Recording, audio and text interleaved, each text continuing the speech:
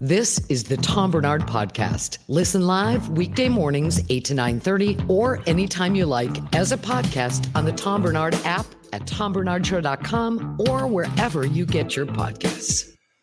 It's all true, ladies and gentlemen. Okay, he's got his Vikings jersey on today. Yes, sir. All of a sudden, he's on the side of the Queens. We're on the bandwagon. Not really, because I've been crying for years about this Suffering. The team sucked for years. That might be why. But yeah, we'll get to that in a couple of minutes. Matter of fact, whenever Phil's ready to go, we'll just bring him on because they're going to want to talk quite a bit about that. But yeah, just a couple of quick things. I got to run this by you guys because apparently I don't understand the structure of the English language. Okay. This is a headline in the AP this morning, the Associated Press. The headline: Man accused in apparent assassination attempt wrote note indicating he intended to kill Trump. Well, now it's no longer an apparent assassination attempt, is it? It's an assassination attempt. It's pretty apparent. Yeah, well, he was bird watching, maybe. I guess, you bring your gun to bird watch the golf course. Are you so way one-sided politically that you have to put things like apparent assassination attempt after the guy admits he wanted to kill him? Yeah, like everything in there is just not news. Like he wrote a letter saying that he wanted to kill Trump. Yeah, we saw that when he showed up to him wanting to kill Trump, not a surprise. And he waited for 12 hours to do it, something like that. Yeah. I don't know that. From 2 a.m. to 2 p.m. or something like that. Yeah, that's a long time to just kind of sit and wait. Well, he kind of seems like a goofball, if you know what I'm saying. If that's what a goofball is nowadays. Yeah, silly goose. That's you silly goose. I'll murder you for that. That's You're naughty. I just heard a bunch of stuff on the way in this morning because what I do, I punch up all these different stations on the way in the morning. Mm-hmm. And somebody mentioned something about they found 500,000 fraudulent votes in Georgia or something. You guys know anything? I don't know anything about that story. No. There were a couple of things they talked about on different stations. One, they found a bunch of votes and I got credit, by the way, I didn't even think I'd get credit for it because 20 years ago I talked about this very thing, but apparently now it's become very clear that BlackRock owns just about everything in the United States. I mean, have you looked at some of this stuff? It's just way over the top. These are not good people. Let's not forget that. These are not like, we're going to own everything and then we're going to help everybody out. No, we're going to own everything and we're going to charge you $8 billion to use it. So I don't know. Most Hispanic Americans, whether Catholic or Protestant, support abortion access. Good. That's another thing. I just don't really have an opinion. I have no experience in the abortion world at all. I've never been involved in an unwanted pregnancy. And again, I'm not judging anybody. You got a different life than I do. Mm-hmm. I just realized I was never going to get off the north side if I didn't, remain free and clear until I was in my early 20s. Yeah, it's hard to accomplish goals in life when you have a child at a very young age, like before you're ready. Yeah, that makes it very difficult. But, I know some people that did go through that. I know a guy went through that, as a matter of fact, and killed himself. Jeez. He was involved in a pregnancy and he thought he could handle it. And a couple of months in, all of a sudden they just found him dead. I don't know if I'd gone that far, but, it's just a whole different kettle of fish. Did you find anything about that 500,000 votes that were fake or anything? No, I don't know where they get this stuff. I just typed in fraud votes Georgia, and it just had some March article about some election committee guy who voted 9 times illegally or something like that. Yeah, they want to count them all by hand now. Which in Georgia. Yeah, I heard that. Yeah, you normally do or I guess you stick them through the machine. Yeah. Something like that in any case, but so it all has to do with this, that, and the other thing. It's just, people are cheating and people always have cheated. So I don't think this is something new. People, I don't know why they love 2 things: to cheat and money. That's what they love. Yeah. And if they can cheat to get money, that's even better. Ultimate high. Now we're cooking with gas. I'll just cheat. Yeah, I mean, it's really unfortunate, really sad, actually. But, it is what it is. Did either of you guys see all the celebrities that are sort of scrambling here with P. Diddy being arrested and like the tapes being set to be released.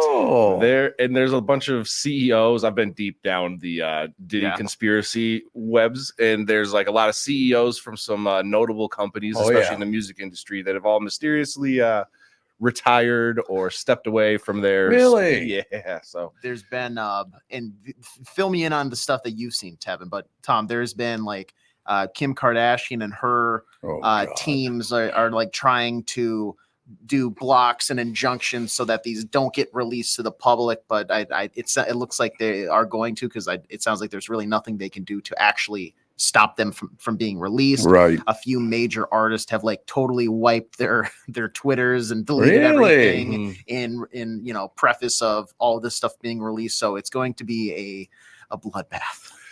It is. I still predict there's no way that P. Diddy's living through this.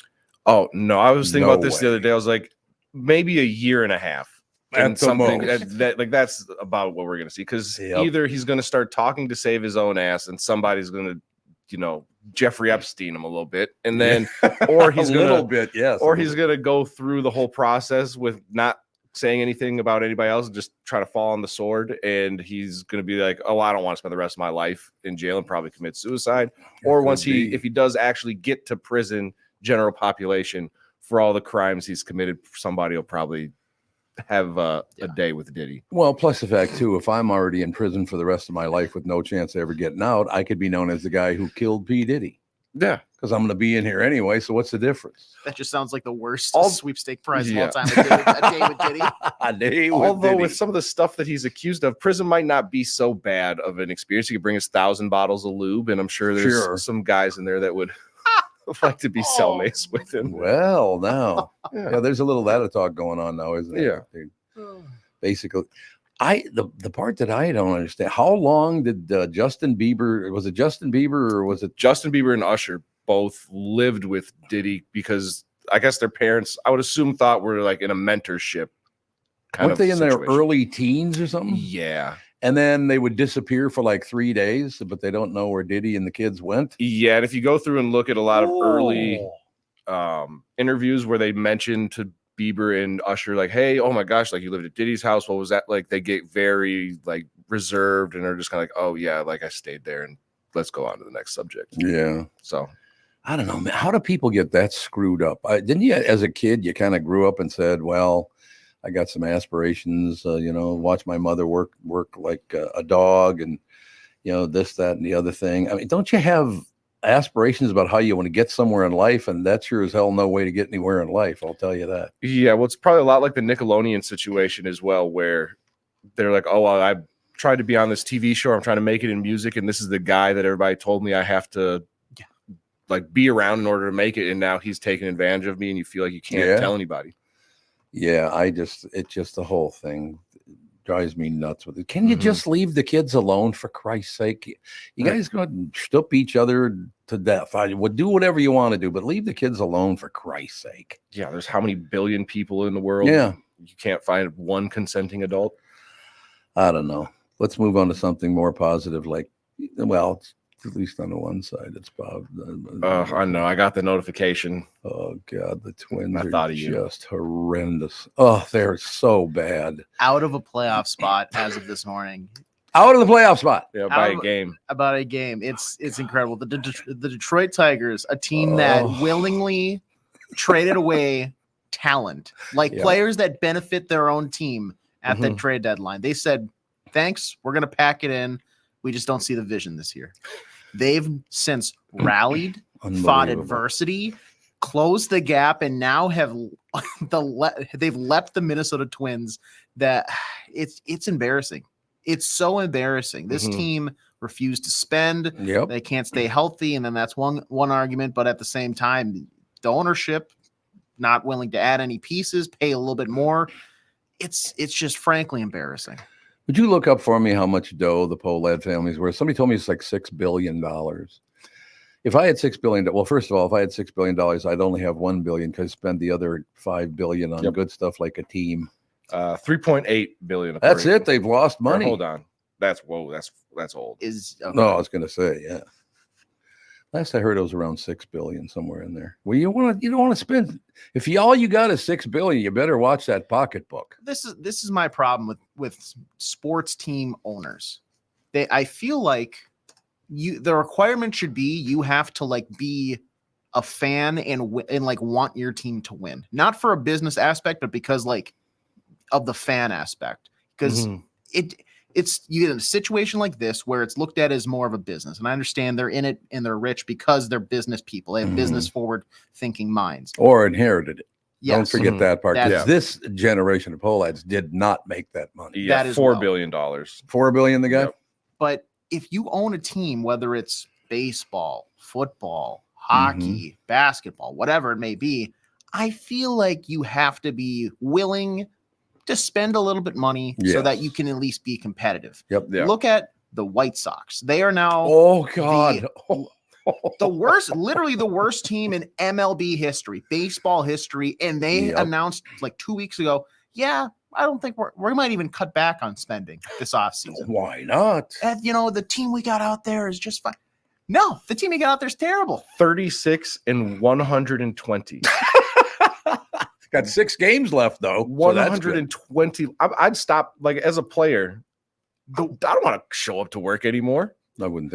Is the next loss? That's the all-time record. They're tied right now, isn't it? Is it? I thought they broke it. I thought 120 was. Well, maybe they did. Frankly, it doesn't matter because if they're tied right now, they're not going to win out. No, they're not. I feel bad, and I can't remember his name. And I know we have to go to break here, but I can't remember his name. But there was a guy that at the trade deadline was on the Dodgers. One of the best teams in baseball, a winning culture, a winning mindset, a winning mentality, owners that want to pay for their players, build the roster and be great. He got traded from them to the White Sox in a deal. Oh God. And like a game or two later, they lost like 13-2. And they just showed him in the corner of the dugout sitting there just like, what am I doing here? Right. And they're currently tied with the 1962 Mets for most losses in a season at 120. So they are tied. But no disrespect to the Cleveland Spiders in 1899. They lost 134 games. Did they even have that many? I thought they only played about 130. Yeah, so 162. 162. No, but I mean, back in those days, they played fewer games. That's right. Yeah. So maybe it was over a 2-season period. 134 consecutive losses. All right, we got to take a break here. Are the professionals waiting to come on? I just saw him. He's getting set up right now. No, okay. No, we're talking. We'll be right back. Ladies and gentlemen, it's Tom for Wellshire Alzheimer's and Dementia Care Facilities. Wellshire Alzheimer's and Dementia Care Facilities are a place where your loved one will live with pride and dignity. If you care deeply about someone in your life, Wellshire is the place I highly recommend. Wellshire is a memory care focused facility that has a full nursing team. It's always staffed within the building 24 hours a day, 7 days a week, too. So that's great news. They have never used or relied on any staffing agencies. Wellshire of Medina is now accepting elderly waivers after 12 months of private pay. I know them personally. Corey, real good. Matter of fact, I'm having lunch with Corey tomorrow. What do you think of that action? That's awesome. Wellshire of Medina is now accepting elderly waivers after 12 months of private pay. I know them personally, and they are a family-owned local company, conveniently located right in Medina and Bloomington. They are the best staffed memory care facility in the state. Wellshire has a robust community with activities 7 days a week. If your loved one is in need of a memory care facility, please get in touch with my friends at Wellshire. Set up a tour or learn more at wellshiremn.com. That's WEALSHIREMN.com. When you need someone to listen, a lawyer you know and trust. If you've never been in an auto accident, it's hard to know what to expect from the insurance adjuster. Here are some tips. 1, if they taught you about whether or not you should hire a lawyer, it's a good sign that you probably should. 2, it's illegal for them to give you any legal advice. They aren't lawyers and they aren't licensed to practice law. 3, if they tell you that everyone involved in the accident is at fault, they're wrong. This comes from the belief that you're at fault for just being on the road. That's nonsense and not supported by any law. Finally, remember that friendly adjusters are often just gaining information. They want you to do most of the talking so they can file their report. I'm Mike Bryant from Bradshaw & Bryant. I hope you're never injured in a collision. But if you are, don't sign anything until you've talked to us. Find Bradshaw & Bryant, personal injury attorneys at minnesotapersonalinjury.com. Seeking justice for the injured. Bradshaw and Bryant, when you go to a restaurant, you expect the chef to be an expert. You expect your auto mechanic to be an expert when it comes to fixing your car. You judge them both by the results of their work. Josh Arnold is an expert in investments and planning your financial future. Josh Arnold is my expert, of course, and he should be yours too. I talk to Josh several times a week, and he understands the market, the economy. He knows how to plan for your retirement. Do not put it off another day. The man with your plan is Josh Arnold. Call Josh now for a no-obligation 48-minute evaluation. You got nothing to lose, and you'll have an expert planning and managing your financial future. Call Josh at 952-925-5608. That's 952-925-5608. Investment services offered by Josh Arnold Investment Consultant, LLC Security Investment Advisor. Past performance, no guarantee of future results. All investments involve risk. All comments and opinions are Josh Arnold's, do not constitute investment advice. And I am a paid endorser. This is the Tom Barnard Podcast. Yeah, so Phil's going to come on in a minute. I just want to point out that at last Monday, of course, he hands off to Judd a victory. Yep. And then what does he get back when he comes in Friday? Of course, Judd left him with a loss or two. Mm-hmm. He never comes. Oh, wait a minute, he's on already. I didn't see him sitting there. Yeah, this is why I leave myself wiggle room when I make my predictions on Fridays. We say, what's going to happen? And I say, well, I mean, perhaps, possibly, the Vikings may lose or win. I don't know. I guess I'll see what happens on Sunday. I did not see that victory coming. Maybe winning, but blowing they blew them out. It wasn't even close. Yeah.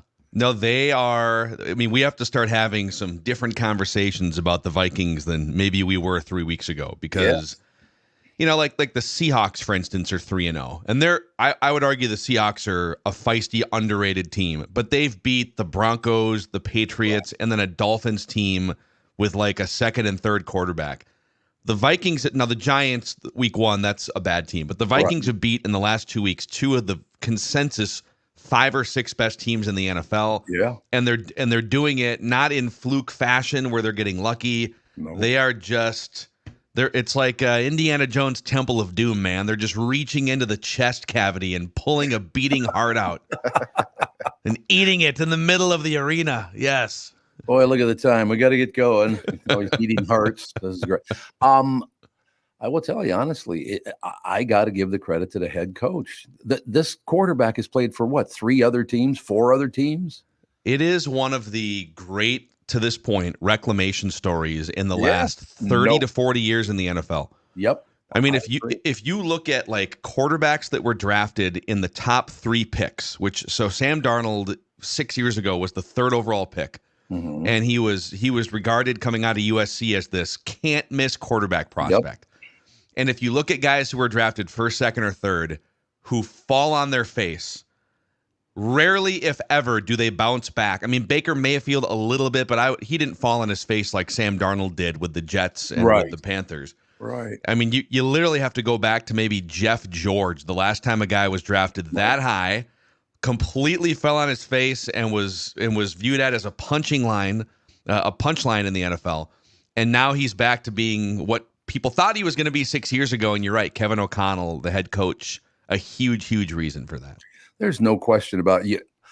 Seriously, and nothing against Darnold. He's looked terrific this year, but he was horrible for those first. He could do nothing right. So I'm just wondering how I would have done had I had one decent teacher my entire childhood. I don't know, but seriously, like you're kind of I know you're joking, yeah. But Tom, this dude was drafted into the worst infrastructure in NFL history, perhaps, and that is not hyperbole. So So he gets drafted by the Jets in 2018, and they had so head coach was Todd Bowles, who was a first-time head coach. He's doing well in Tampa right now, but he was defensive head coach, and they had won 4 games the year before, and he was on the hot seat, ready to be fired. So he doesn't have time to like mold a 20-year-old quarterback, right? And then they had an offensive coordinator. I can't remember the guy's name, but he like literally hasn't worked in the NFL since they fired him in 2018. So the Jets decide, whoa, that was bad. Rookie season. We're sorry, Sam. We're going to fire everyone, all of his teachers. We're going to fire his teachers after his first year. And they hired a new set of teachers for his second year. It was even worse. They brought in Adam Gase, who is mostly known for his weird introductory press conference where his eyes were darting all over the place. He hasn't had a job in the NFL since.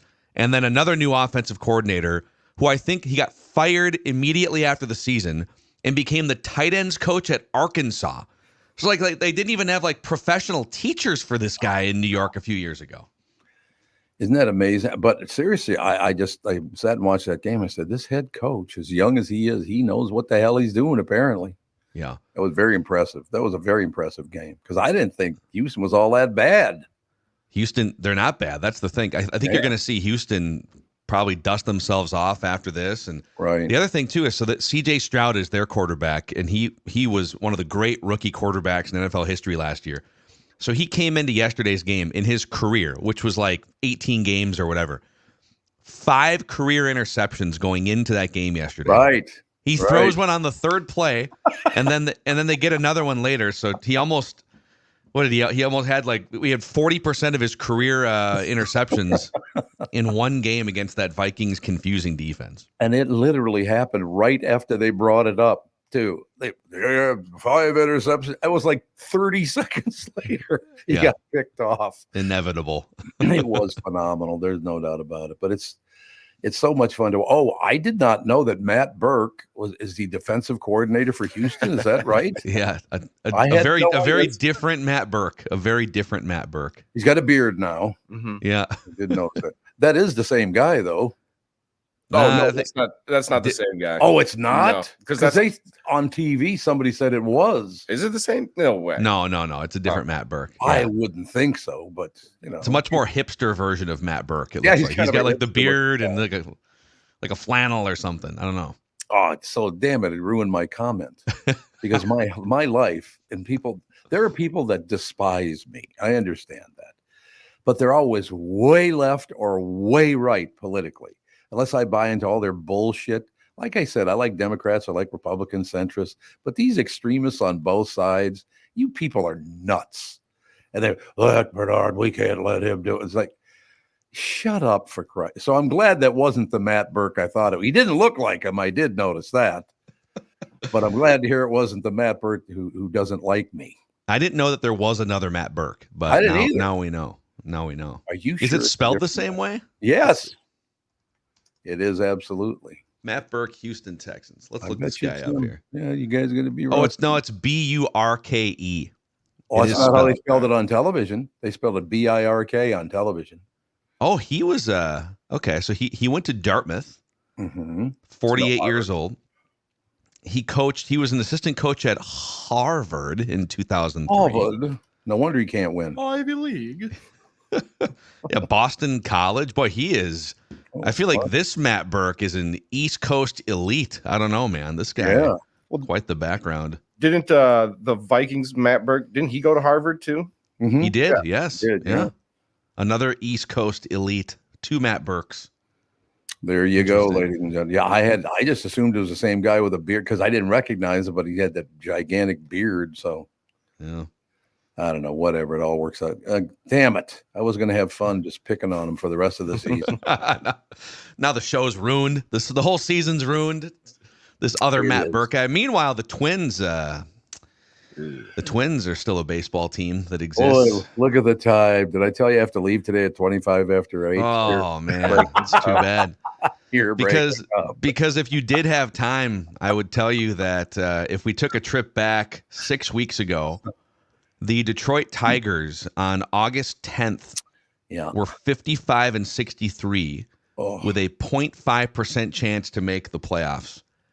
And since then, the Tigers are 27-11, hottest team in baseball, and have an 80% chance to make the playoffs. The Twins, meanwhile, on August 17th, were 70-53 with a 95% chance to make the playoffs. And after getting swept by Boston in a doubleheader yesterday, the Twins are now 11-22 since August 17th. With a 40% chance to make the playoffs. And that's all on ownership. You can blame it on the head coach as much as you want, but the owners, they just won't spend any money to get anybody. Look, they got a couple of guys that are good, but they're always hurt. Yeah, I mean, this is going to hit close to home because you worked in radio long enough. But imagine having like your best ratings year in 20 years. Look at this. It's just great, everyone. We just crushed it. First time in 20 years, number one in our demo. And then ownership comes in and says, congratulations, guys. We're going to cut the staff payroll by 20%. We're gonna lay off some of your key employees, and you're going to be expected to do just as well the next year. That's exactly what happened with the Twins. You have to like rub my face on it. Is that what you got to do? That's never happened in radio, Tom. I don't know what you're talking about. Yeah, I just thought highest rated morning show in America. Old Boozy comes in, and 5 years later, they're in 17th place. It's just unbelievable. Why, if somebody's been in radio and voiceover for the past 65 years, which is not 65, I guess it was 55. Wouldn't they kind of know what to do? And what did you sell? You sold something, but you're an expert on how radio works. I've never understood that. And that goes for all, managers in radio. If you were really good at it, you'd still be on the radio, right? I mean, logically speaking, I didn't realize I was going to launch you into an actual radio tirade here with my Twins analogy, but yeah. As you're grinding your heel into my face, I should tell you a stat. I should give you a stat that's really going to shock you. That I don't know if I'll do it today or do it some other day. I think now you have to do it now. 2008, when the economy collapsed, I gave back a very large amount of money to make sure nobody got fired, and nobody did get fired. I want you to guess how much that was and get back to me. Wow. Nobody ever said thank you. It was never reported in the press. That's how this state is, man. The people who control media in this state are some of the worst human beings I have ever dealt with. There's no question about it. Wouldn't you agree? Don't you think that he just moved on? That was very smart. Well, I don't know. We want me to guess a number? No. What were you saying? You were going to say something. How many commas was in the number? 3. 3 commas? But no, or 2 commas. 2 commas. 2 commas. Yes. And a decimal. Yeah. Well, there you go. Yeah. 2 commas. And no one ever thanked you. No, nobody ever even acknowledged it, including the people I gave the money to pass out to everybody else. Yeah. But the only reason they bring this stuff up is they try to drag all this other lying bullshit up to try to ruin somebody. But I want you to see if you ever come up with what that was all about. And to this day, I look at it as a huge mistake because nobody cared. Isn't that amazing? I think, it's funny. Most people don't care. Like, no, you think they don't. It's even like you get your insecurities or whatever it may be. People are so caught up in their own worlds in life. Most people only care about themselves. They only care about the person there. That's exactly right. And that's really unfortunate. But what are you going to do? I've worked with some wonderful people. I've worked with some real assholes on this show this morning. No, that's not mostly assholes on this show. Yeah, exactly. No, I just really wish people would be kinder to one another. That would be nice. That would be very, very nice. Yeah. And this is all a roundabout way of saying the Twins need to spend more money on their payroll in 2025 so they can win more baseball games. This is all about closing a story where your coworker ground his heel into your face right on the show. No, actually, I'm glad you did that because, you can get back to me when you figure it out. I think I have an idea with the commas clue and the decimal clue. Oh, you do? Okay. I need to figure out what the first number is, though. Is it a crooked number or a straight number? I'm not no, you've gotten enough info. That's all I have to say. Well, there's only one straight number anyway, isn't there? Yeah. Yeah, there's only one. But is it just one number or is it 2 numbers before the first comma? I think it's 1, but it's crooked. We'll get back to you. Go away. Don't ever come back until Friday. That's all I have to say to you. God, we're gonna celebrate a Twins elimination from playoff contention on Friday on this show. That's what we're gonna do. They are a mathematical elimination by Friday. They're not even going to make it, are they? Well, here's the bad news. Okay. Well, I mean, on top of like all the bad news since August 17th when they were 70-53. Right. So you think, like you're in a race right now with the Tigers and the Royals. And you look over to your left, and the Tigers, like they get to start the race this week, like 10 feet in front of you. It's a 100-meter dash. Mm-hmm. Well, they play the White Sox for 3 games this weekend. Oh, God. So you know that they've got a 50-mile-an-hour wind at their back right at the end of this race. And you play the Orioles, they might be resting starters because they'll be locked in. But yeah, the team you're chasing plays the worst team we've seen in 100 years of Major League Baseball. So go get it. Honest to God, because like he said, well, I think AJ is the one who said it. They're not going to win their last 6 games. That ain't happening.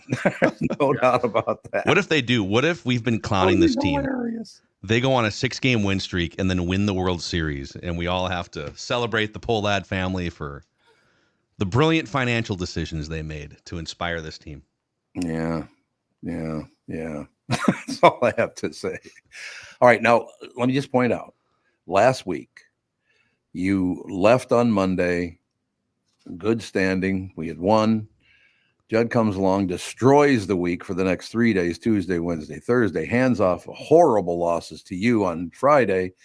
And then the next Monday you come back with another huge victory. Yeah. You know what I mean? I think you know which one of us is the jinx on the Mackey and Judd combination. That's exactly right. Who's got 2 thumbs and brings positive vibes? This guy right here. This guy right here. All right, you pill. Hey, look, why don't you call Catherine and dig up more garbage on me? We can report that on Friday. I've got some insiding to do between now and Friday, it sounds like. Yeah, you do. Absolutely. Phil Mackey, local media reporter. Let's go. I like it. All right, Pally, we'll talk to you guys. on Friday. See ya. Thanks a lot. Mike Lindell of MyPillow employees want to thank our listeners for all your continued support. When Mike started MyPillow, it was just a problem solution, one product company. Well, since then, they now have hundreds of products, some you may not even know about. For example, the brand new 4-pack dish towels, just $25. 6-pack towel sets, just $25. Bed sheets for as low as $25. Check out their overstock and closeout sale and save up to 80% off select items. You looking for a good night's sleep? Well, we all are. Take advantage of the classic collection on a variety of MyPillows for as low as $9.88. These amazing offers won't last long, so order now. Just go to MyPillow.com or call 800-516-5146 and use promo code TOM. The past several years have been the craziest in the history of the car business. The pandemic, supply chain, and chip issues, all causing extreme inventory shortages that led to, well, predatory pricing. Some dealers charge thousands of dollars over MSRP. We never played that game. I'm Jim Paul of Valley Buick GMC. We knew that would leave a bad taste in a customer's mouth. More importantly, from an integrity standpoint, it was just wrong. So what about the current market? You know, inventory and pricing. Valley has their best inventory in years. Really all the Buick and GMC models. Even the previously hard-to-find Yukons, HD pickups, and Hummer EVs. Plenty of deep discounts. Many with factory rebates and low-interest financing. Then it's a good time to buy? It's a great time. We're welcoming our previous customers back, as well as anyone else that felt the treatment just didn't feel right the last time somewhere else. Valley Buick GMC in Apple Valley and Hastings or valleycardealers.com. Car buying without the bad aftertaste. Let's take a second to talk about My Bank, North American Banking Company. Look, there is no shortage of banking options in the Twin Cities. If you're tired of being just a number to your big national bank, be sure to talk to my friends, and they are my friends at North American Banking Company. They offer the same online and mobile banking options as other banks, but with the unparalleled service of a community bank. I also like being able to go to any of their 6 Twin Cities locations: Roseville, 50th and France, Hastings, Woodbury, Shoreview, and Maple Grove. So if you're looking for a better banking experience, why not bank with my friends at North American Banking Company? Go to nabanco.com to learn more. Member FDIC, equal housing lender. You're listening to the Tom Barnard Podcast. Channel 5's Chris Egert is brought to you by Mr. Money Talk, Josh Arnold. Call Josh today for your free 48-minute evaluation at 952-925-5608. Anybody get killed since we went on the air a minute ago? Jesus. Yeah, there's lots of stuff that went down this weekend. A lot of murder. A lot of stabbing. Shooting. There's shooting too. Stabbing. Yeah. Yep. Lake Street was the big thing that we were sort of talking about this morning. 4 people got stabbed. Something had gone down. And that on that particular stretch of lake where it happened. I think I have a stat here. Hold on a second. No, I don't. But one of our reporters this morning, the particular stretch of road had like, I don't know, X amount of violent incidents that had happened over there over the last couple months. So does Hannah just drop the ball in that when you're supposed to have the info? She just stands by doing nothing. Well, that's not really her job to provide factual information. Yeah, she's not your assistant too. No, I thought she was your assistant. It's not, definitely not. I printed out the wrong script, so that's on me. That's my ineptitude right here. My ineptitude. Mm-hmm. Well, yeah, it's going to be interesting getting through this world. People just the murder is just huge. I'm going to say this about Lake Street / Uptown / pretty much across the city of Minneapolis. Lake Street's a disaster. Yeah, the whole stretch, and a lot of it's road construction because it's so bad. So there's no cars getting through. Right. And so I don't think there's people going to some of these places where they would normally go. And then I think that's when you see seedy crap kind of happen because there's not a lot of people in the public around. Does that make sense? Yes, that makes total sense. No question. I cannot believe that, and I don't know how it works. So I don't want to make a dumb, uneducated statement, but I'm thinking of all these businesses along that stretch in Uptown along Lake Street who probably are going to have to go out of business. Like, or if not, they're clearly like losing their rear ends. Like, I'm surprised they don't go after the city and go, dude, like this crap is shutting us down. Yeah, and I want to be in on this like city planning or construction meeting where they go, hey, just shut the entire stretch of this road down and make it impossible for anybody to get down there for the entire summer when like that's like the prime money-making time for that area of Lake Street when people are out walking around the lakes, going to business, driving around. Like, we're just going to put a kibosh on all of it. There needs to be some sort of way for the city to help reimburse for lost income that the business have no control over. Bad deal. Go ahead, Tom. Very quickly, I just loved that area as a teenager in my young 20s. Hennepin and Lake Street. I loved hanging out down there. Uptown. Well, and I have a magnificent memory from when I was a very, very little boy. Excuse me. My grandfather said, Tom, I heard you hang around the Hennepin and Lake area. This is in Long Prairie, Minnesota. He didn't live down here. And I said, yeah, we go down there. It's, blah, blah, blah, blah, blah. He said, that we have something in common. Now, you have to remember, he would be about 160 years old now. So he's not around anymore. He said, we have something. So you like to hang out at that corner. You know what I used to do at that corner? It wasn't a corner there then, but I used to go deer hunting. It's like, what?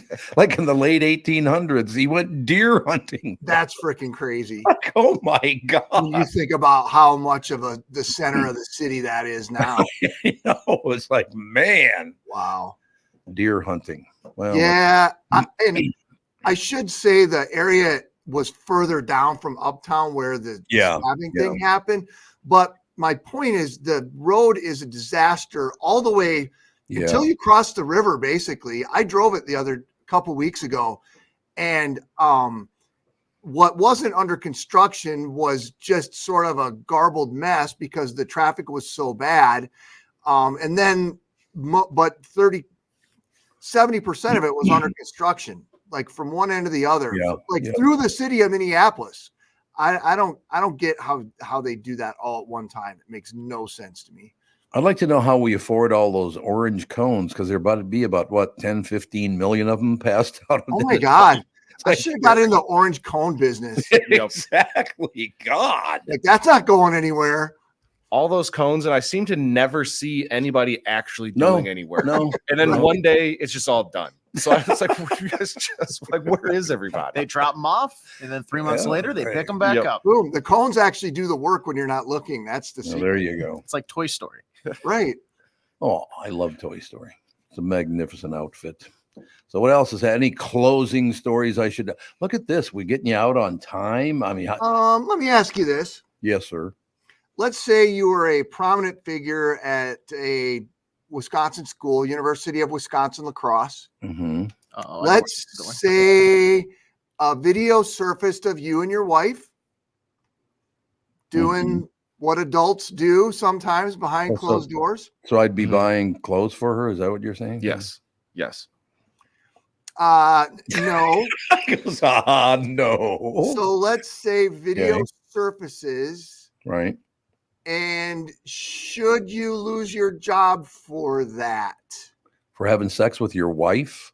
For there being video of it that exists on the internet. But if you made it for the privacy of your own home, that's nobody else's business. If somebody stole it, that's not your fault. I don't read that the video was stolen. It's a little bit more of a sticky wicket, if you will.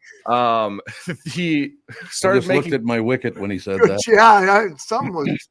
he made porn videos and like under a pseudonym. He didn't associate with the school at all. But then where it gets a little gray area is he made a film with a porn star and then invited said porn star to be like guest speaker at some university event. And so now people are like, okay, maybe we've gone too far when we're inviting porn stars to come. He was in court trying to keep it, or not in court, some sort of a meeting where he's trying to keep his tenure and keep getting paid.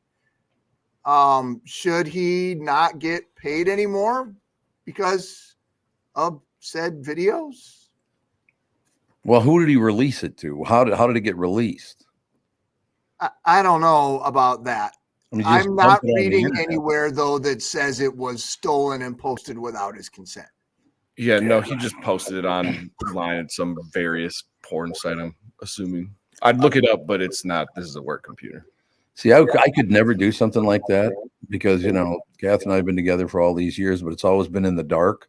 So if you have to light it up, I don't know if I'd make the cut. You know what I mean?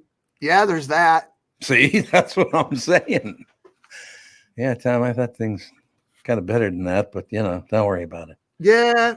All right. So I'll leave you. You guys can just think about that. I'll just leave thank you so much. We'll be thinking about pornography all day now because of you're welcome. All right, Pally. We'll talk to you tomorrow. Bye. Have a good day. Ladies and gentlemen, Channel 5's Chris Egert, brought to you by Mr. Money Talk, Josh Arnold. Call Josh today for your free 48-minute evaluation at 952-925-5608. All right, you two can't lie about this. I have never had a video taken of me having sex. You guys? Nope. No. Look at that. See, directly. So it's not as common as people want to make you think it is. Because some people do get involved. They go, oh, everybody does it. It's like, no, they don't. But yeah, I would say it's probably more common than you would think. But okay. It's still, I feel like, a pretty taboo subject, and I don't think like everybody's posting them online. Although now it does become more popularized with like OnlyFans and things like that. Yes, I mean, if you want to do it, that's your business. But I don't know about posting it tonight. Yeah, I don't know because there's consequences that come with it.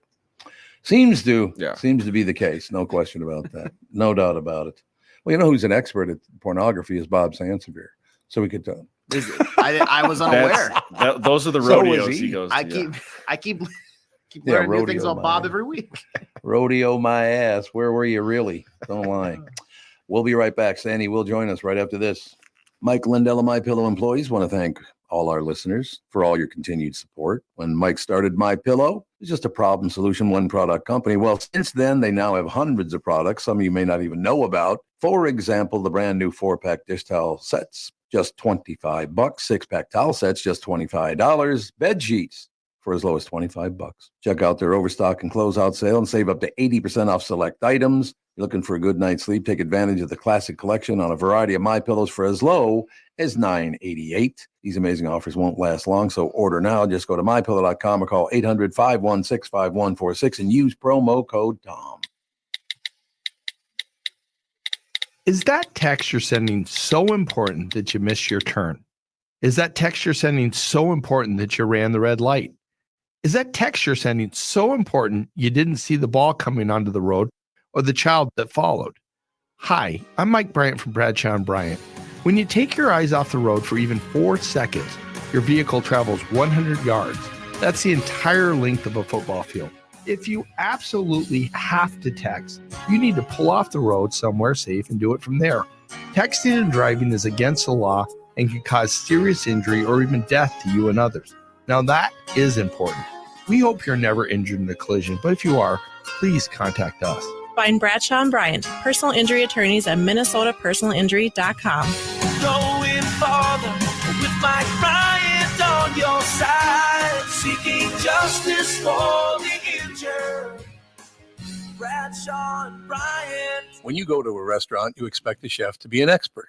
You expect your auto mechanic to be an expert when it comes to fixing your car. You judge them both by the results of their work. Josh Arnold is an expert in investments and planning your financial future. Josh Arnold is my expert, and he should be yours too. I talk to Josh every week, and he understands the market and the economy, and he knows how to plan for your retirement. Don't put it off another day. The man with your plan is Josh Arnold. Call Josh now for a no-obligation 48-minute evaluation. You've got nothing to lose, and you'll have an expert planning and managing your financial future. Call Josh at 952-925-5608. That's 952-925-5608. Investment services offered by Josh Arnold Investment Consultant, LLC Security Investment Advisor. Past performance is no guarantee of future results. All investments involve risk. All comments and opinions are Josh Arnold's and do not constitute investment advice. Tom Barnard is a paid endorser. You're listening to the Tom Barnard Podcast. Bob, Sansevere Sports, brought to you by Bradshaw and Bryant, personal injury lawyer seeking justice for the injured. Contact Bradshaw and Bryant at minnesotapersonalinjury.com. That's minnesotapersonalinjury.com. What's up, Sandy? Your Vikings up in the NFC North, undefeated, best point differential in the league, plus 55. Tom, I'm going to say something that may seem a little, exuberant, which I generally am not when it comes to the Vikings. That's true. Do it. This, if they were to continue along this track, it is the best defense since the Purple People Eaters. Oh, God, yes. That defense is good. And you know what? Look at AJ in there celebrating. We are off and running. Yeah. Brian Flores has turned this, and it's crazy that losing a guy like Kirk Cousins and Daniel Hunter, and you're able to spread that money around, and crazy that you can add a little more depth, and all of a sudden that you don't have frosting on just one corner of the cake. It's evenly spread, and everything tastes good all of a sudden. It's fun, Bob. And defenses will carry teams. That the offense could slip a little bit, but the defense generally will carry you. And the 1985 Bears gave up an average of 12.4 points a game. These guys are only giving up 10 points a game. Whoa. Here's what's impressive, Tom. Back-to-back weeks, two of the most explosive offenses in the NFL, and they shut them both down. They did. And the secondary, well, they're veteran guys back there, and whatever issues there might be is being hidden by the pass rush that they have. Yeah. This team, this week it was Grenard. Week one, it was Van Ginkel. Last week, Grenard played pretty good too, but somebody different steps up every game. Yeah. And I love the quotes coming out from the defense afterwards where, like, week one, they felt sorry for the Giants because it wasn't going their way. Yeah, there you go. Yesterday, I think somebody was quoted as saying, like, I think it was a defensive back, said they're bored in the backfield because the defense they're not doing anything. they're not getting enough like routes and stuff because there's too many sacks going on. So they don't we want some more reps on our end. So it's a dominant, violent defense. It's fun to see. Well, I'm curious to see now. Every week, it's what will happen in the next game. They're on the road in Green Bay now. Jordan Love should be back. He's expected that he could be, but Malik Willis has played very well. That defense can come at you. I think they had 8 or 9 sacks yesterday. So it's going to be a good game. And you keep waiting with the Vikings because we are conditioned to be like this, that you get excited and that's the game they're going to screw you. It didn't happen yesterday, though. Now, I have never until yesterday, I've been to hundreds of NFL games, but always covering for the media. I was in the stands up in the nosebleeds because my wife, she's a Viking cheerleader alumni, and they had all the alumni back to cheer before the game. So we're up there, and that place gets loud. I mean, it does. Noise Yes. was unbelievable. How loud. Now, I give great kudos to the fans, but whoever is putting in the manufactured noise, fire his or her ass. Because my God, it's like take the knob all the way up. It's so distorted and so dangerously loud. They don't need to do that because the real noise is plenty. One thing, Bob, it was mentioned on the broadcast yesterday.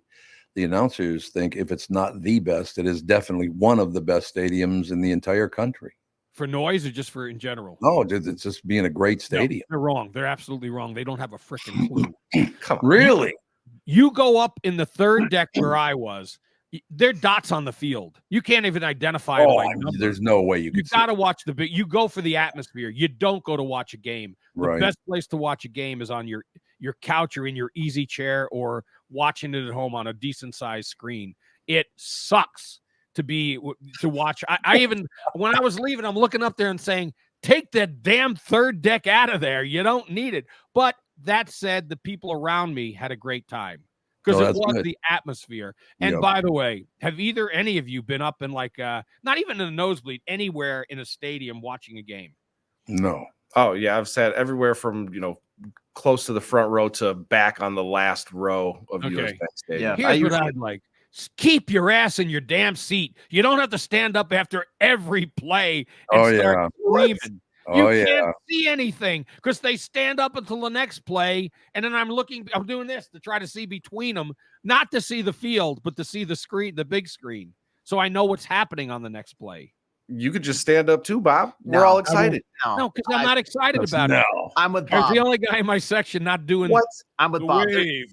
There's a time and a place. I hate the wave. Yeah, that's the wave. The wave is the biggest. I thought it disappeared in the 80s. It's terrible. But there's a time and a place. End of the first half, your team's driving. That's acceptable. Again, get up. Watch the game. You're excited. End of the game, same thing. But if it's the third quarter, and you're on offense, you're supposed to be quiet. Sit down, take a load off, relax. Or if you're at the Timberwolves game, it's the second quarter. It's 42-40. Like nobody cares. Just sit down and watch the game. Okay, you guys are wrong with America. My two of my three sons went, and a friend of theirs, and my daughter, my 15-year-old, and my wife. I was horrified. I look at my wife. School. She's up there. I mean, she was on a couple of beers and the adrenaline from cheering. Well. Oh my God. All the Skol chants and she was doing she got into it. And my sons were into it, which is great to see because having covered my entire life being at a game like every Sunday for most of my adult life, I never took my kids to a Vikings game because I couldn't. So it was nice, now to just go and see. They enjoyed it. They had a great time. So that was fun. So that's why I say, yes, the atmosphere, but watching the game there, it blows in terms of actually watching. Well, that's too bad because they were talking about what a great stadium. They said, if not the best, one of the best in the country. I will tell you the best stadium that I have been in for watching the game, and there were exceptions to it. The Metrodome was the best football stadium to watch the game because you were on top of the action. The Metrodome? Yes, unless you were behind the obstructed view. Bob, horrible for baseball. In the bathroom. Okay, you guys have no freaking clue how close you were to the game in the Metrodome. You were on top of it. It was, in terms of viewing, it was a place to be, unless you're behind the beam, the obstructed view seats. But yes, even in the upper deck, there were not little dots on the field. Okay, I think I missed it. You're judging this solely on when you're in your seat, the view. Yes, of the field. that's what else do you judge it by? And by the way, I heard about how wide the concourses are. You get up to that nosebleed section, they ain't wide. I mean, they must get wider the lower you go. The first section or the second section. Bob, the third section is not wide at all. I do have to ask you a question, though, Bob. Yeah. That stadium was built as a baseball stadium, and if you were sitting watching football at about the 40-yard line, the chair faced to the right instead of the middle. You're talking about the Metrodome? Yes. No, it was made. You said as a base. It was built as a football stadium. But the chairs the seats all face the infield for baseball. Well, I never noticed that. Well, no, but I mean in terms of proximity to where you're sitting. and the field. Well, yeah, it all depends where you're sitting because baseball though, but it was a horrible baseball stadium, wasn't it? Don't tell Herbeck that he hit a grand slam in the World Series. So I wouldn't tell him that. Well, for the World Series, it was terrific.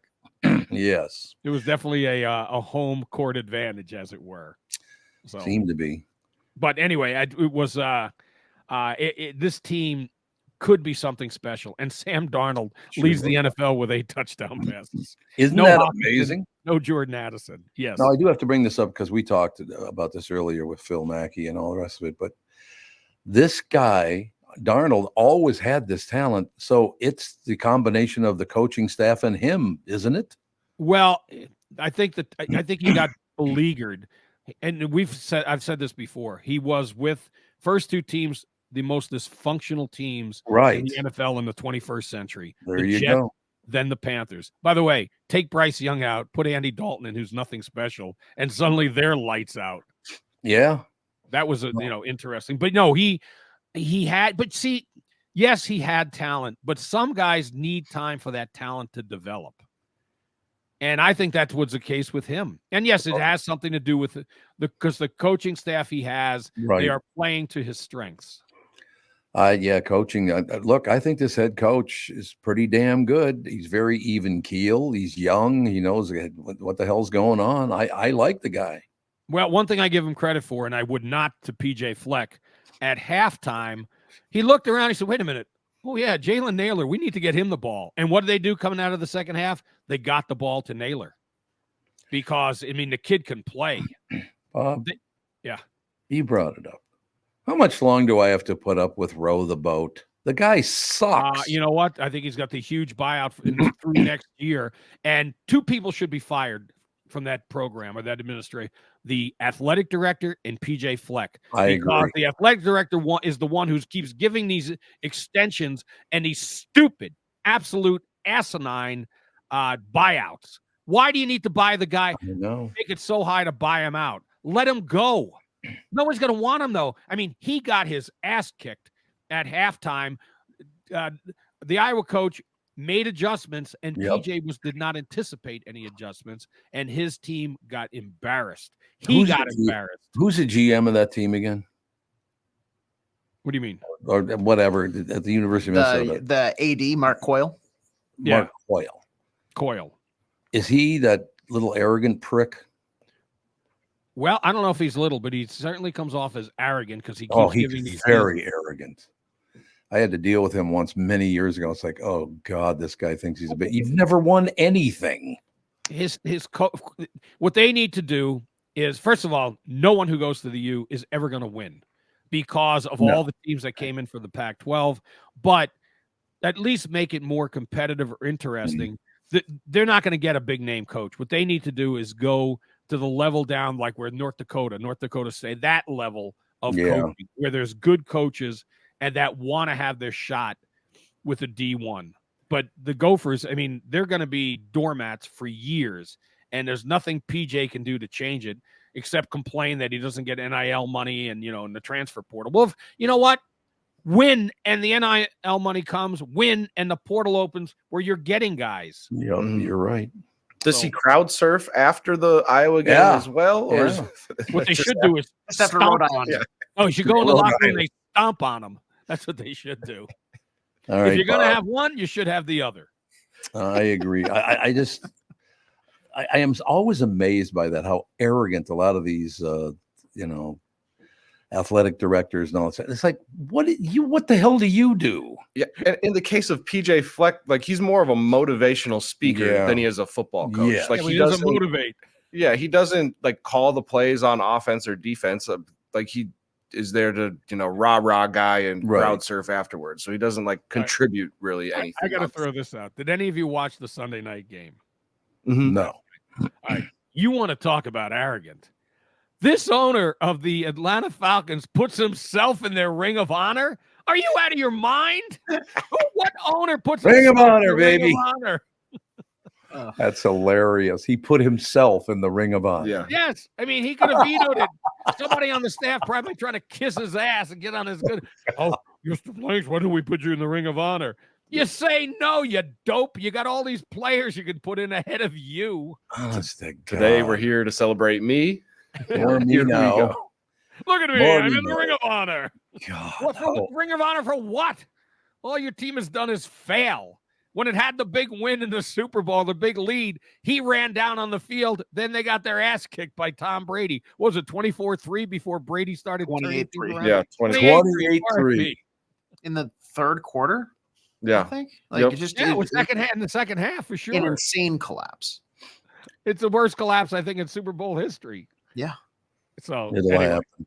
put me in the Ring of Honor. I'm waiting for the Wills to go in. Yeah, when they going in the Ring of Honor? That's what I want to know. Let's get in there. No question. After the Super Bowl this year, they'll put themselves in. Bob, really quick before you got to go, thoughts on Mike Zimmer's horrific defense down in Dallas? You know what Zimmer has done? He's ruined any chance of becoming the head coach on an interim basis when they fire McCarthy. Mark McCarthy, he is on the hottest seat there possibly. It wouldn't shock me if Jerry Jones takes over as coach because there's nobody on the Jerry staff. Jones, there you go. Nobody on the staff to give it to. He's already the GM. It is brutal. The defense they got something going late in that game, but it's very obvious that when you hold out and you're a star receiver, there's a price to be paid. There's really no symmetry, or Dak Prescott and CeeDee Lamb are nowhere near on the same page. And that's a problem. And by the way, just a quick aside, if you're a Vikings fan, you better hope that Justin Jefferson's finger is okay because he does not drop 2 passes. He dropped 2 passes yesterday. And also that Darnold, I think there's going to be an MRI. Remember JJ? We didn't know how bad that thing was. That there's not an issue with him because Nick Mullins is next up. Yeah, there you have it. So, but JJ, for him to drop 2 passes, there's got to be something wrong with that finger. Bob, I got to bring this up to you. It made me sad this morning to see one of my favorite players back in the day, Mercury Morris, died last night. Yeah, I saw that. That's a shame. I loved him. He was one. We had him on the show, I don't know, years ago. Were you on that day? He was on the KQ Morning Show. But wasn't he? Is he a pal of? I think of Chuck Foreman's. Probably Philip too. Philip Wise too. Yep, and Philip Wise as well. Yeah. Chuck Foreman. You still have Chuck on every week. Yep. I want to come on the show when Chuck's on. I love Chuck Foreman. He's one of my favorite people in the world. That absolutely. You know what? Why don't we do it? Not this week. Next week. Whenever you can do it. What a nice man. What a talent. Well, what time do you do? Are you done with your show around 12:30? Oh, yeah, we're done by 10:45. Okay. Would you come in or we doing you by phone? Because Mike Morris comes in, we could have you and Morrison. That'd be a great time. It'd be raucous. It'd be raucous, all right. No question about it. So where isn't your studio out in South Dakota? No, it's right off of Carlson Parkway. Oh, is it? Off the frontage road, where Ryan Chev is? It's right near there. Sure. Oh, is it? Yeah, it's easy to get to. I live out that way now. Maybe I should move the studio. I'll tell you, we should talk about that because they have space and it's big and it's not expensive. It's there you go, Bob. Typical. It's right near where the Harms live. They're like right around the corner. Oh, I know where that is. Yep, it's real close. It's kind of out by Ridgedale, kind of. Yeah, it's 12 Oaks Center is what it is. Oh yeah, I know where that is. That's very nice. Yeah. All right, Bob. Chuck Foreman. Tell Chuck I said hello. Okay, and a week from Thursday, we're getting you in. All right, we'll figure it out. And bring the boys with you. The boys have other jobs. I don't know if you know that or not. There we can make time for this. If it's to meet Chuck Foreman, I'm in. Yeah, there you go. Ever met Chuck yet? No. Chuck is a great guy. And you know what? For the first time in decades, maybe ever, I think Chuck has a shot at the Hall of Fame this year. Oh, he better. Well, because he's in it's 150, but I corresponded with a guy who's very influential. I knew him when I was covering the team on the senior committee, and he's a fan of Chuck's. But the biggest thing that hurt Chuck, killed him. It killed everybody, was Bud Grant's love and obsession with trying to get Jim Marshall in the Hall of Fame. Yeah, that is at very the expense of everyone else. And Bud is not there anymore to push it, although the Vikings need to push it, and they really haven't. It's people who like Chuck who are putting videos together and sending things out. But I got to be honest with Jim Marshall, another great guy. A great guy, but I mean, Chuck, I think the message after 3 decades is we're not going to put Jim Marshall in. Yeah, So step aside when you're Bud and try to get somebody else in like Chuck, who revolutionized that position. And he was a fullback. Tom, I'll leave you with this. He had more receptions than Lynn Swann, career receptions, who played a year longer than Chuck did. Oh, God, a wide receiver, and it had less receptions than a fullback. But Bob, in the Super Bowl, I can't be giving him the ball at the 1. It's Chuck Foreman. Why would I do that? Yes. I will never get over that as long as I live. Give it to McClanahan, and Chuck's reaction is, I would have just went over the top. And he would have. He would have just gone over the top. McClanahan couldn't go over the top. He could just go into the middle and fumble. Let me put it this way. I do like Bud's kids. They're nice. No, they're all good. Yeah. I don't know about Bud. I'm not, you know. Bud was fine. Actually, I liked Bud when he wasn't coaching. I met him about 20 times, and every time he met me, it was like he had never met me before. I can see that.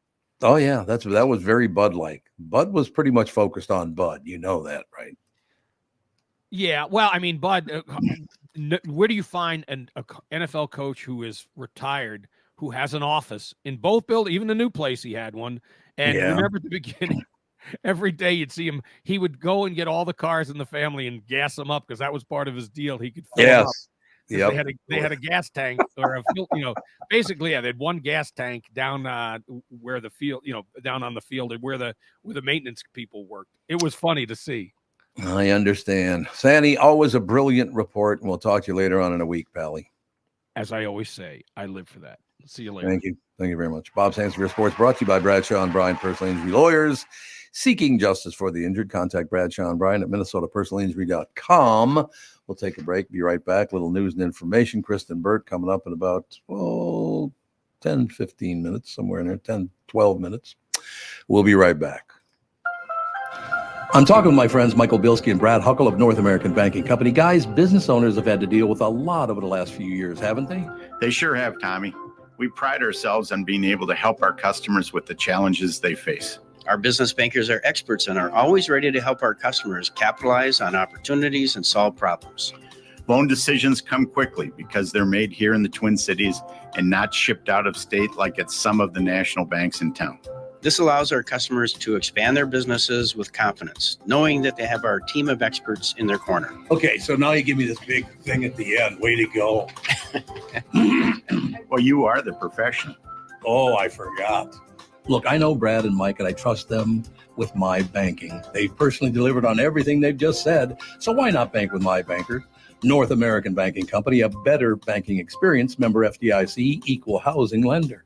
The past several years have been the craziest in the history of the car business. The pandemic, supply chain and chip issues, all causing extreme inventory shortages that led to, predatory pricing. Some dealers charge thousands of dollars over MSRP. We never played that game. I'm Jim Paul of Valley Buick GMC. We knew that would leave a bad taste in a customer's mouth. More importantly, from an integrity standpoint, it was just wrong. So what about the current market? Inventory and pricing. Valley has their best inventory in years. Really all the Buick and GMC models. Even the previously hard-to-find Yukons, HD pickups, and Hummer EVs. Plenty of deep discounts. Many with factory rebates and low-interest financing. Then it's a good time to buy? It's a great time. We're welcoming our previous customers back, as well as anyone else that felt the treatment just didn't feel right the last time somewhere else. Valley Buick GMC in Apple Valley and Hastings or valleycardealers.com. Car buying without the bad aftertaste. Mike Lindell of MyPillow employees want to thank all our listeners for all your continued support. When Mike started MyPillow, it was just a problem solution, one product company. Well, since then, they now have hundreds of products, some of you may not even know about. For example, the brand new 4-pack dish towel sets, just $25. 6-pack towel sets, just $25. Bed sheets for as low as $25. Check out their overstock and closeout sale and save up to 80% off select items. You're looking for a good night's sleep? Take advantage of the classic collection on a variety of MyPillows for as low as $9.88. These amazing offers won't last long, so order now. Just go to MyPillow.com or call 800-516-5146 and use promo code TOM. This is the Tom Barnard Podcast. Listen live weekday mornings 8 to 9:30 or anytime you like as a podcast on the Tom Barnard app at TomBarnardShow.com or wherever you get your podcasts. What do you think of that action, ladies and gentlemen? I saw this story, and I got a call from somebody last night about, and I can't remember where the funds came from, but it was several $1 billion that was set aside for specific things and all the rest of it. And I guess these politicians are really good at sliding a bit of that money in their own pockets. That's great, isn't it?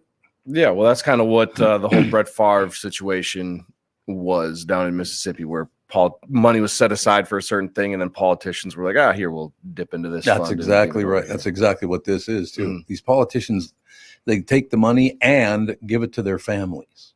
Yeah. Well, they're on the payroll. Not your money, for Christ's sake. What are you doing? I don't, whatever. There are the, let's see. Well, I wonder if this starts a little further up top here. I want to make sure I get this all in. When House members travel the globe on private dime, families often go too. You know how political, that was very political, because it said when House members. They didn't mention the Senate. No, the Senate's they're above board. I just love it when these ass-kissing news services, it's got to be one side or the other, and they got to kiss ass. It's all of them doing it, and you know it. They're the U.S. House's frequent flyers, representatives who have traveled the country and the world on official business, paid for by private interest groups. Over the past decade, they've accepted nearly $4.3 million for airfare, lodging, meals, and other travel expenses.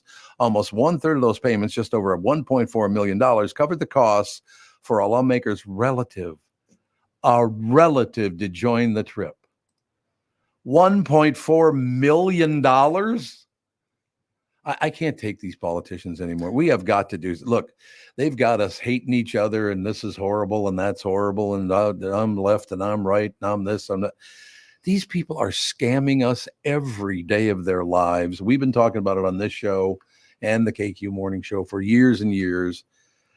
They're the worst people on earth. When are we going to stop allowing these people to just steal money from us? Yeah, I don't know. I don't know. Sorry about that. Probably caught it from me. That's where. Yeah, but yeah, it needs to be just because. And also, like, you're going to meet the prime minister guy of Beirut.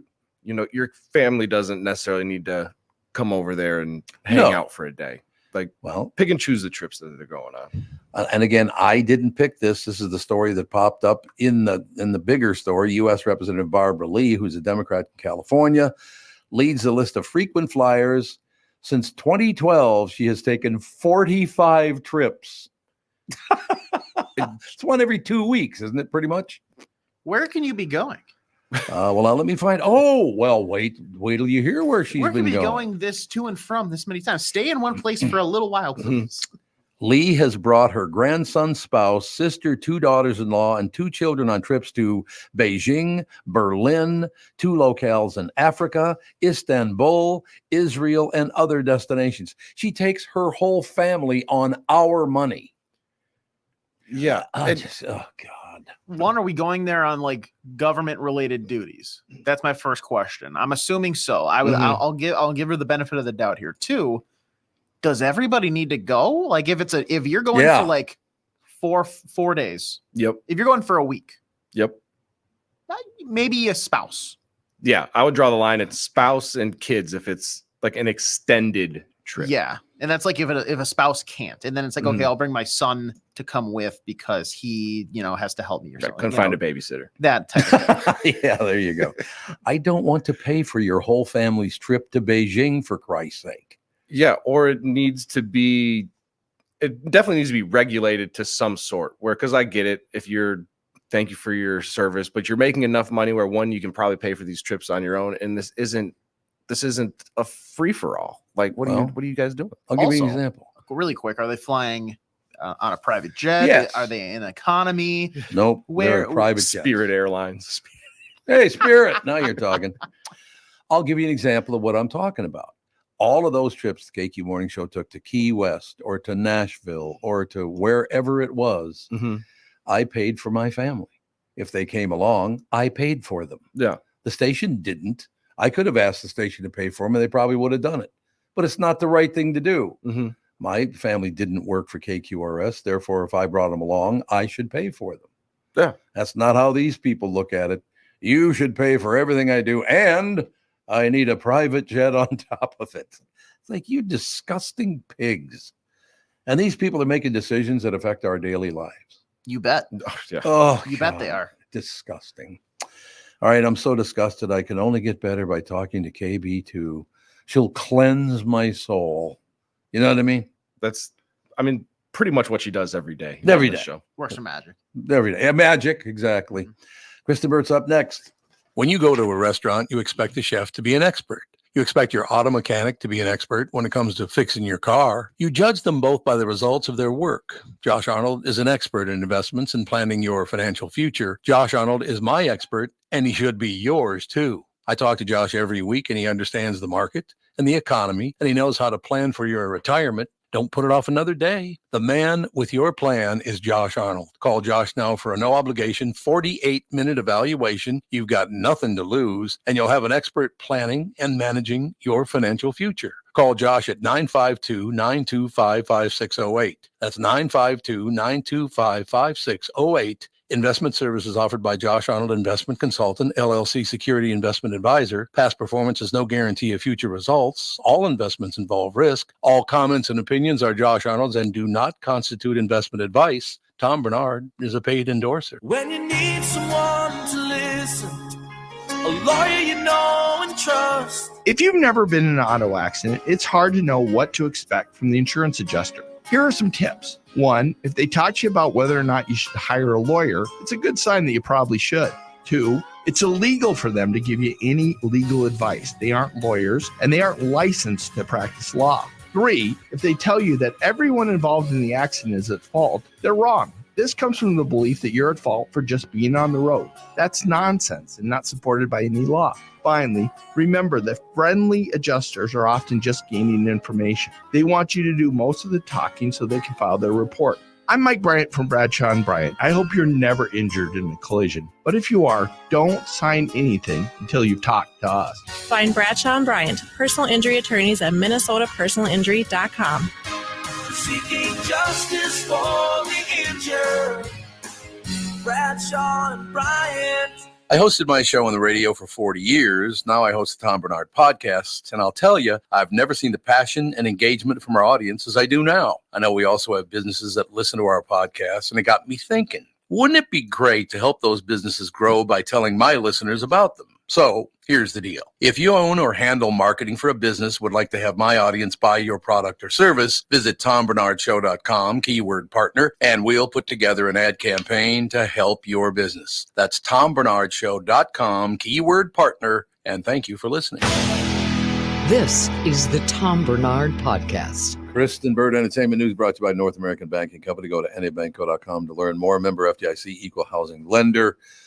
We're counting on you to cleanse our souls after reading the news all morning about the filth that's going on from top to bottom. That means no Diddy news, right? I still think, I don't know if he's going to live a couple more weeks. I still think somebody's going to take him out.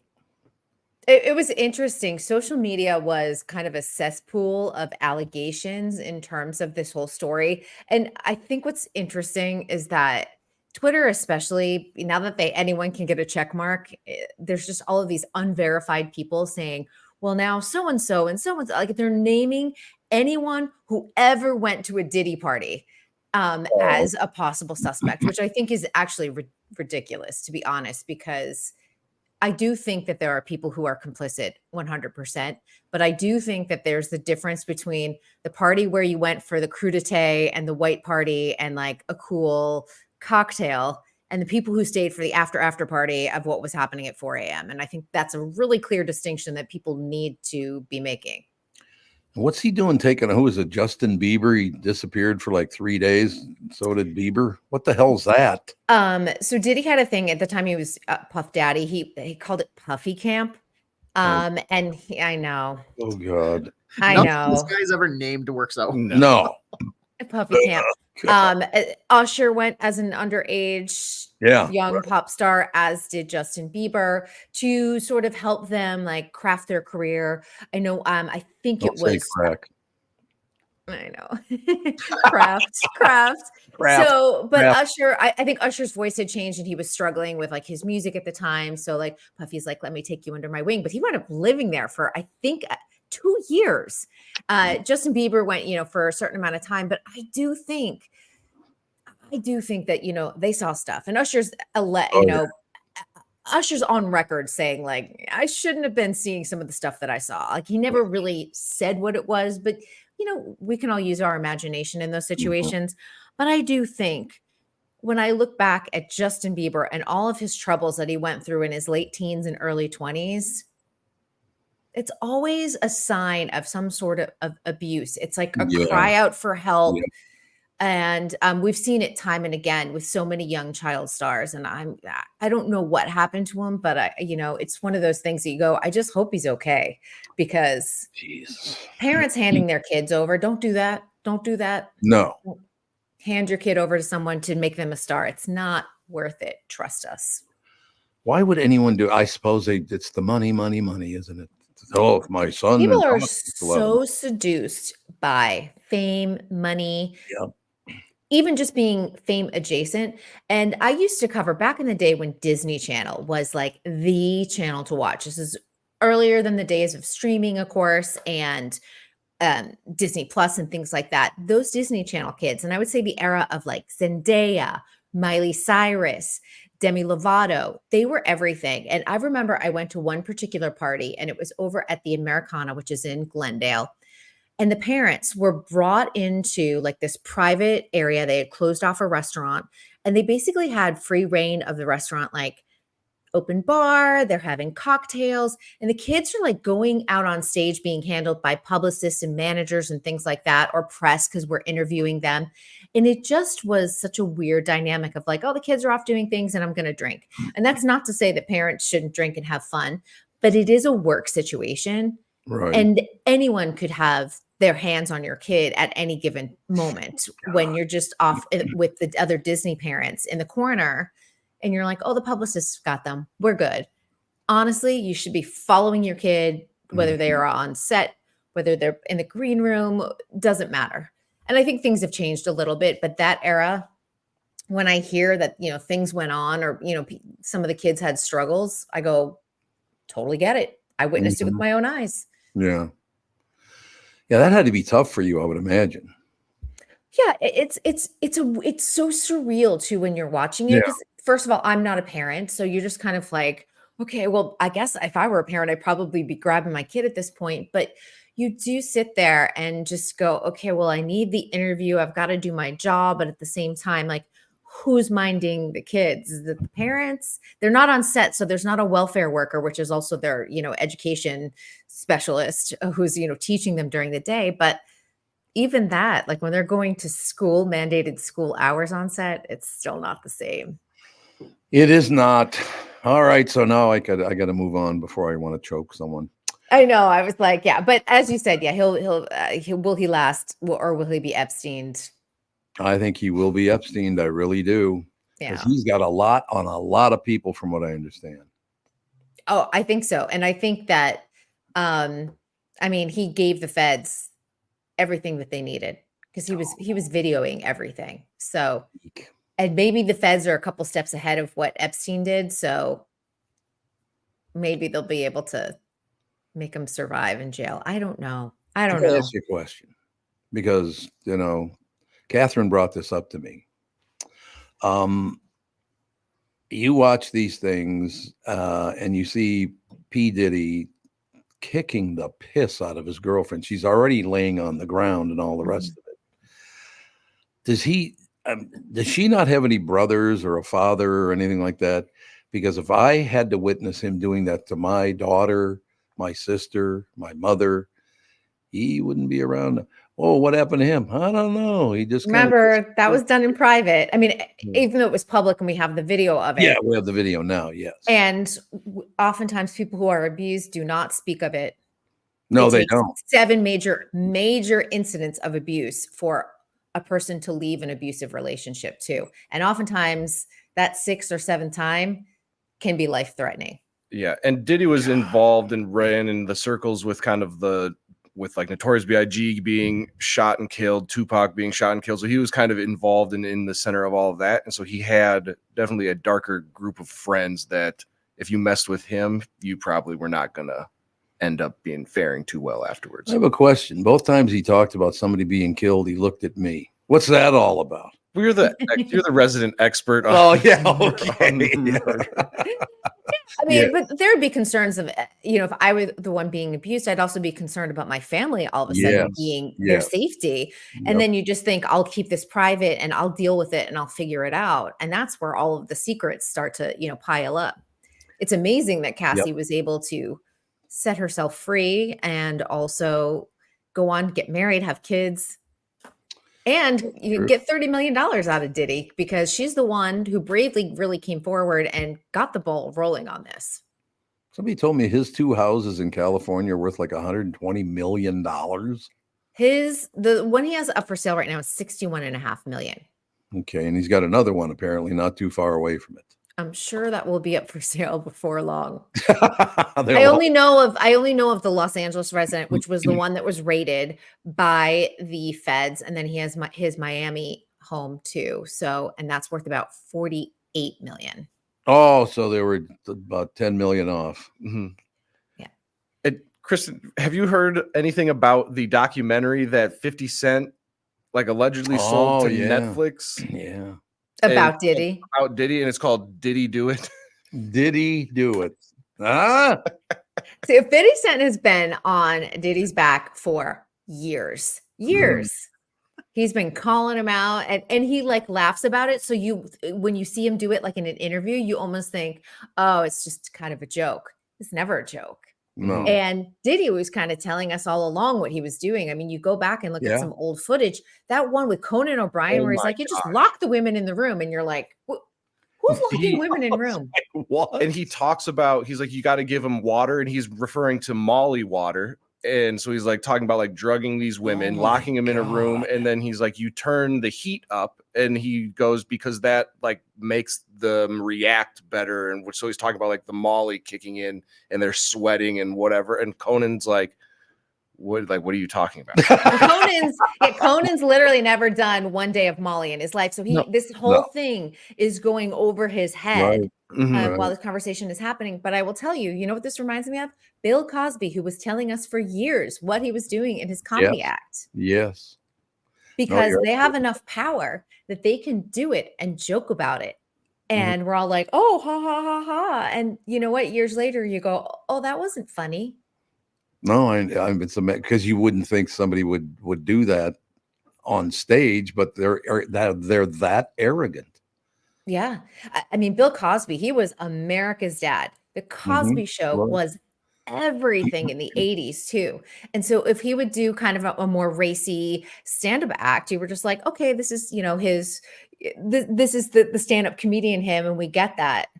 But he was actually talking about what he was doing behind closed doors. And, you look at this, and Autumn Jackson, which was his daughter, when he had the affair, I'm like, that was kind of the crack in the foundation when she bribed him and everything. I don't know if people remember that, but you're like, wait a minute, Bill Cosby's out there having an affair, even though he's family man and, touting family values. I mean, he was the family values guy. Did you ever have to deal with Bill Cosby? I never did. The only thing, I went to NYU with Tempest Bledsoe, who was on the show, and the show was still airing. So I went one time to go watch a taping of it, but that was the only thing I ever. We were backstage. Catherine, Alex, and I were backstage with Bill Cosby. He was in Vegas someplace. I don't know what the hell it was. He maybe was the most arrogant human being I have ever met in my life. Everything he brought up was about him. I suppose you want me to do this. I suppose it was like, what are you talking about? They asked me to come back here, and say hello to you. So I did. Why? What the hell? He had a milky eye too, which bothered me. He kept saying pudding pop. You're like, we get it. Yeah, pudding pop. I get it, pudding pop. Yeah. Where do you get the milky eye from? Do you have a stroke or something? I don't know. It wasn't a good look, I will tell you. What year was that you saw him with his milky eye? I can't even say milky eye with just laughing. I'd say maybe 10 years ago, something like that. 10 years ago. Maybe not even that long, though. I can't remember. But yeah, I was backstage and he kept talking about, I suppose you want some more pictures. I'm like, oh, God. That's the worst impression of Bill Cosby I've ever heard, by the way. And look, his bestie was Hugh Hefner, and in death, Hugh Hefner turned out to be, not that we didn't know he was rotten, but he was like really rotten with a lot of women who were at the Playboy Mansion. No surprise now, but okay, I do have to bring up, what the hell's the name of that show that we're watching? And it's The Perfect Couple. Perfect Couple. Oh my God, that show's good. Annoying people though. So annoying, but so deliciously written. I I'm think the that's what's so billionaire's great. son. Oh God. Oh God. But yeah, great, very well written, no question, well acted. They've got really good people in it. Mhm. I mean, it's Leif Schreiber. I've always liked him anyway. He's always good. He's so good. Are you and Catherine like doing the dance that they do at the beginning? Oh yeah, they do the dance. Although you notice they never show Leif Schreiber below his shoulders when they're all doing the dance. He's only seen from the shoulders, bobbing his head. They said he was practicing backstage for forever. Like That's what they would go backstage and he would be like, "Oh, I'm practicing my dance, getting ready." No, it's a whole different way. I don't think people understand that. I mean, I suppose if you're in the business, well, especially where you are, Kristen, you run into billionaires. You know, if you're going to be in any kind of entertainment business or whatever, you're going to run into billionaires. They are really different than the rest of us. There's no doubt about that. Wouldn't you agree? Also, growing up in New England too, you Oh, run God, into a lot of old money, and old money in New England is very different than new money in Oh, yeah. Hollywood, and that's a really jarring like difference to watch that, because people with new money just talk about their money, and old money doesn't talk about their money. Yeah. But they're also sort of oblivious to like how the rest of the world lives at the same time, No doubt about that. because their whole lives have been, prep schools, and there's, summering somewhere, Yep. and buildings at Harvard are named after their ancestors, all of that. How many episodes have you seen of it? Of The Perfect Couple? Yeah. Oh, I finished it. Well, you did. Was it like six? I believe it was 6 or 7. It was like a weird number. Okay, It 6 or was 7. fast. Yeah, it was 6 'Cause or we're 7. a couple into it, and God, those people are annoying. Oh God, they're annoying. I know, but they're so good. I was like, sitting there on Nantucket, I mean, it is so like coded Love it. Kennedy in some way, even Yep. though, the Kennedys are a Hyannisport. It's just really, you can't not but think of the Kennedys, especially where there's murder involved in The Perfect Couple. Well, that's true on their island, and but you know what I love about that is I misspoke.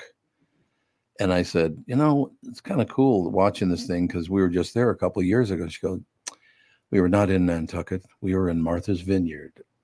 Oh, pardon me. That's right. Are you in it? It's not the same. I mean, Martha's Vineyard's very nice. Don't get me wrong. But Nantucket's a whole nother world. Yes, and it's very everyone sort of distinguishes one from the other, Oh, and you don't want, if you're Nantucket, you don't want to be called Martha's Vineyard.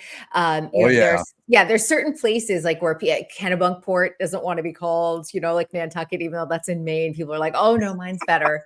Mine's better. And the one thing about this is that great old money thing, like New Englanders will say, oh, I'm going up to my cottage. You want to know what your cottage looks like? It's a $60 10 bedroom. Yeah, my bathroom. Cottage. But it's because you only use it for certain months of the year. I suppose it's very cottagey then, isn't it? There's no question. But I'm going to have to slog through this thing because they're already all pissing me off. But I'll make it through it. It's really good. No, it's great. It was really well done. And it's fun. You don't have to do a ton of thinking. It's just like a really enjoyable show with good performances. It is true. Any closing words?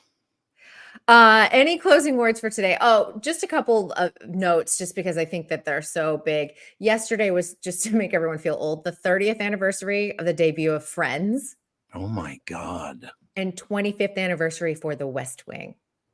West Wing's 25 years ago? 25 years ago. It debuted September 22nd, 1999.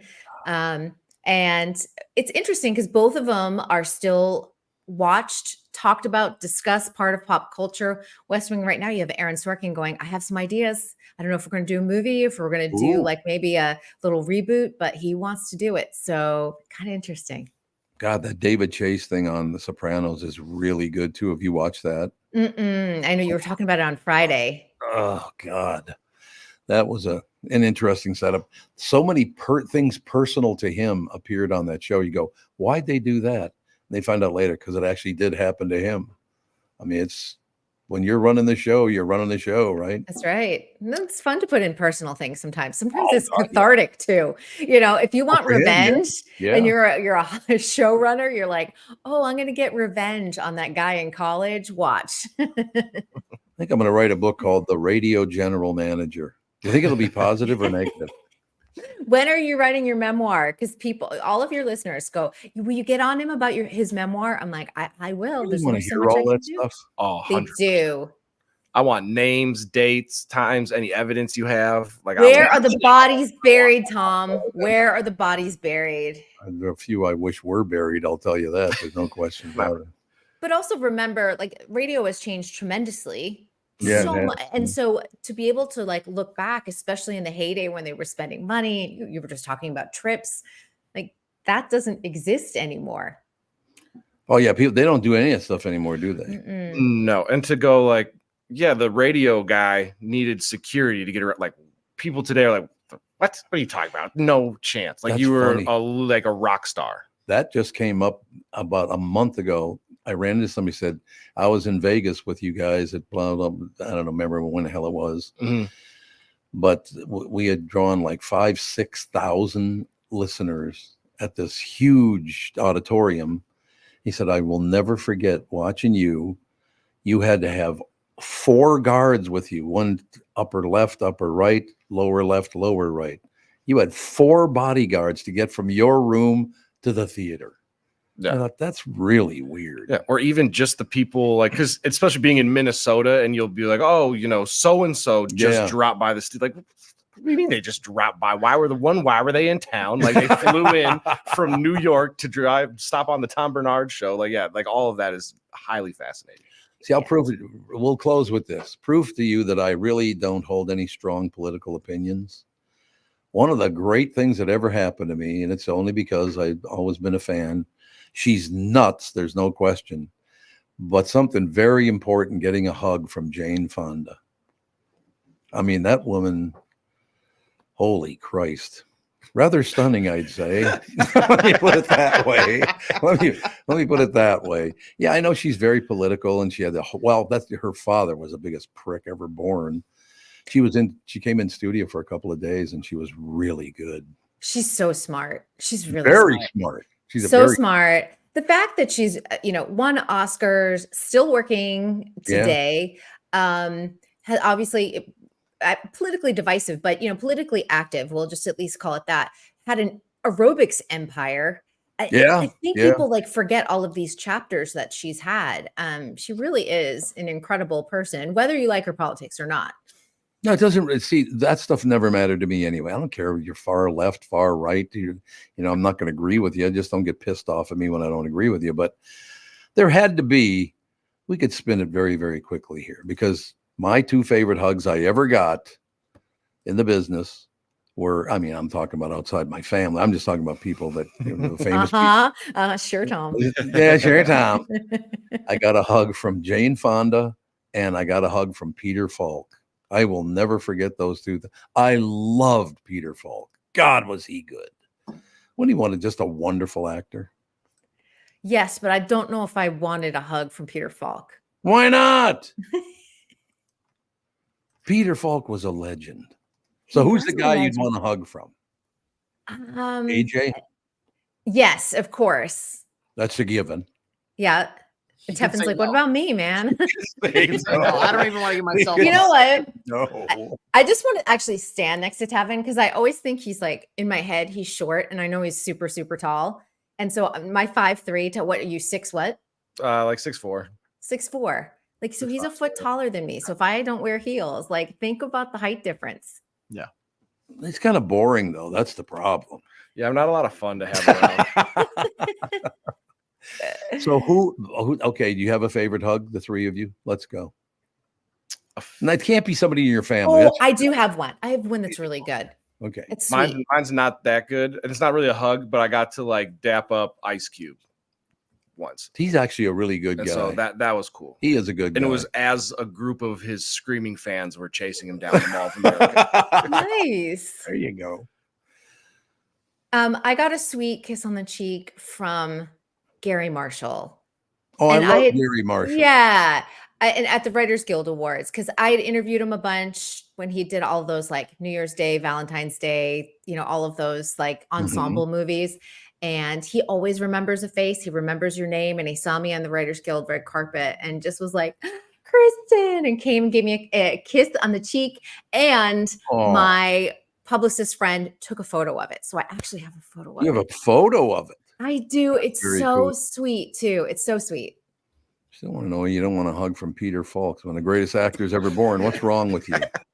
Well, now I don't want it. It's dead. Yeah, that'd be a little weird. I'm gonna dig him up just so you can hug Peter He Falk. can haunt me like He Sam haunts you. Raimi's coin haunts me. Okay, AJ, who you got? I'm not a huge hugger, so I pass. Who's the most famous person you've met? That You've met, been like yeah, that you like. excited about? I can't even think of anybody. I don't meet a lot of famous people. Or you don't? Killed this segment. Yeah.